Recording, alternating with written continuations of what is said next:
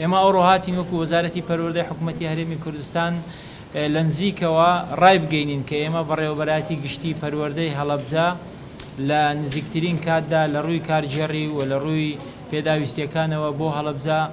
دەستەبەر دەکەین دابین دەکەین وەکو وەفایەکی زۆر زۆر بچووک بۆ خەڵکی خۆشەویستی هەڵەبجە و لە هەمان کاتیشدا هەوڵ دەدەین لە پرۆگرامەکانی خوێندن ئەو کارەساتە جەرگبڕە زیاتر منداڵان و قوتابیانی کوردستان بۆ ئەوەی زیاتر ئاشنا بن بە مێژوو و نیشتیمان پەروەری و خەبات و بەرخودانی میلەتی خۆمان هەوڵ دەدەین بە شێوازێکی وا کە هەموو منداڵانی کوردستان بزانن کە میلەتی کورد لە چۆن ڕۆیشتووە چۆن گەیشتوە تا و بارودۆخی کە ئێستا هەیە هاتوین بۆ ئەوەی بزانین ئێمە وەکو وەزارەتی پەروەردە چمان پێ دەکرێت لە خزمەتی هەڵەبجەدا بین لە خزمەتی پارێزگای هەڵەبجەدا بین زۆر جێی دڵخۆشیش بوو کە دووبارە پیرۆزبایی لەو خوێندکارە یەکەمە دەکەم کە 100% هێنابوو لە هەرێمی کوردستان لە بەشی زانستی ئەویش خەڵکی شاری هەڵەبجەی خۆشەویست بوو ئومێدەوارم کە سەرەڕای ئەو بارودۆخی کە لە کوردستان هەیە شەڕی داعش بارودۆخی ناهەمواری دارایی بارودۆخەکانی تر ئێمە بتوانین وەکو وەزارەتی پەروەردە خزمەت بە منداڵانی شەهید بە منداڵانی کە خۆیان کە سوکاریان خۆیان بەخت کرد لە پێناو کوردستان بتوانین خزمەتێکی گەورەیان بکەین و پێویستی زانم زۆر سپاسی هەموو ئەوانە بکەم کە ئەو مۆنومنتیان گاندوتە ئەو ئاستێک کە ئێستا تیادایە ئەوە سامانێکی زۆر گەورەیە بۆ خەڵکی کوردستان بۆ حکوومەتی هەرێمی کوردستان سپاسی بەڕێوەبەری پەروەردە و پیرۆزبایی لە جەنابی پارێزگار و ئەنجومەن و هەموو ئەوانە دەکەم کە لە پارێزگای نوێی هەڵەبجە دەست بەکار بنە ئێمە هەموو ئەوانەی هەموو ئەو پێداویستیانی لە ڕووی خوێندنەوە پێویستی بە بڕیاری وەزارەتی پەروەردە هەیە ئێمە کە دەگەڕێنەوە هەولێر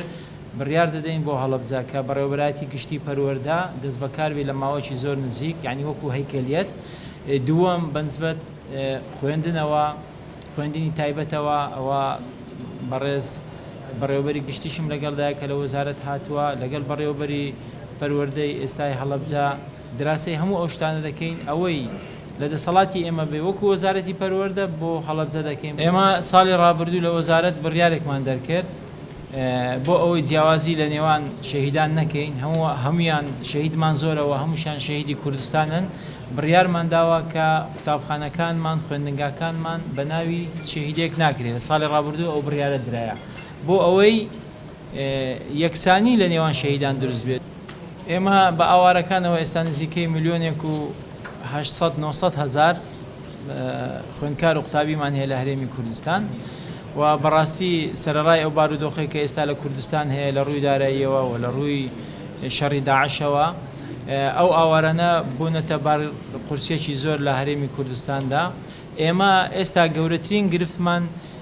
ژێرخانە دروستکردنی بینایی نوێیە کە ساڵانە خوێندکار و قوتابی زیاد دەبێت بۆیە ئەگەر ئەو بارودۆخە دروست نەبووایە بەو شێوەیە کە ئێستا وەزارەتی پەروەردە بڕیاری دابوو و ئەنجومەنی وەزیران ڕەزامەندی نیشاندا بوو کە لە ماوەی 7-8 ساڵدا 2000 بینایی خوێندنگا و قوتابخانە دروست بکەین بەڵام بەڕاستی ئەو پرۆسەیەمان ئێستا وەستاوە ئێمە لە حەدی خۆی زیاتر ئەو ساڵ کتاب چاپ دەکەین و من بەڵێن دەدەم 90 زیاتر کتێبەکانمان لە کاتی خۆی ئینشاڵڵە دەگا و ساڵانی ئایندا هەوڵ دەدەین ئێمە بە هاوکاری کەرتی تایبەت بە شەراکەت چاپخانەیەک بۆ چاپی کتابەکانمان لە هەرێمی کوردستان دروست بکەین